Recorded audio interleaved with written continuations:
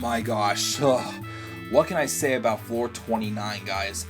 There's going to be a lot to say about this floor, trust me, my friends. But first, before we get there, if you got 100% up to this point in the game with everything, treasures, secrets, and kills and everything, got 8 secrets on this map and got all the treasure and everything, your final score should be like 2 or 3,237,800. At least if you got 100% before this map, and it says 237,800, sorry, got tongue twisted there, at the bottom of your screen, then you are on track for sure. But where do I start with this map? Again, this map is not really, well, it's hard, but it's not as hard as it looks, because the navigation is pretty easy, as most boss battles are pretty easy to navigate, because just grabbing a couple keys and going and fighting the bosses. But it's the fact that, one, there's ambushes, that most of them are, easy just to, duck back and you let the enemies come to you, even though some of them just, lag around, such as in the purple area, which that can be a little tough to try to fight off. But what makes, those areas tough, especially for this being a boss battle, is you're very limited on health in this map. There really isn't that much health when you look at it, with all, the ambushes you come across and the boss you have to fight. There really isn't that much health. There is a ton of ammo opportunities, though, but in terms of health, though, it's definitely a huge disadvantage for you on your part.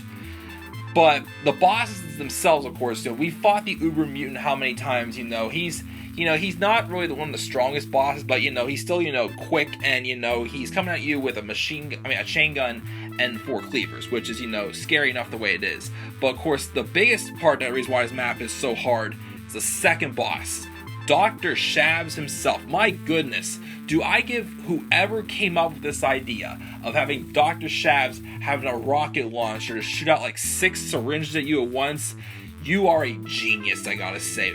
Because that makes him just even tougher. I mean, he was already tough enough because his health pack is pretty high, and even through just 1 syringe at a time you can dodge, but I don't think his health pack is as heavy in this mod.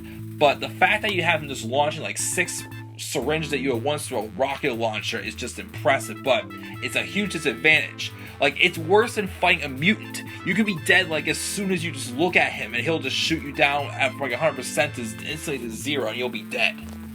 My goodness, like, definitely a very tough boss to battle off. Like, if you could at least get him into that hallway, behind where you first, see him at, like I did, you'd be fine. Like, it's easier to dodge his syringes in that hallway than it is like the wide open areas. But also, of course, this map also has the final exit to the final secret floor, which is very well hidden. And the reason why is because if you notice, I took like a certain path that I took. Basically just follow along those outside barrels underneath, the lampshade into the truck. Because if you would just go straight through there, that truck is your exit. That you're basically just doing what you're supposed to be doing at the end of floor 19, getting a truck and just going to Engelke's labs. But you have to avoid the endpoints, get those secrets, get to the final secret floor. Which is where we will go next, guys. Floor 37. The final secret floor of the game, then off to Joseph Engelke's laboratories and defeat him once and for all. And what will this final secret floor entail of? We'll find out next. Until then, guys, I am the Club of the Man 1993, and good night, everybody.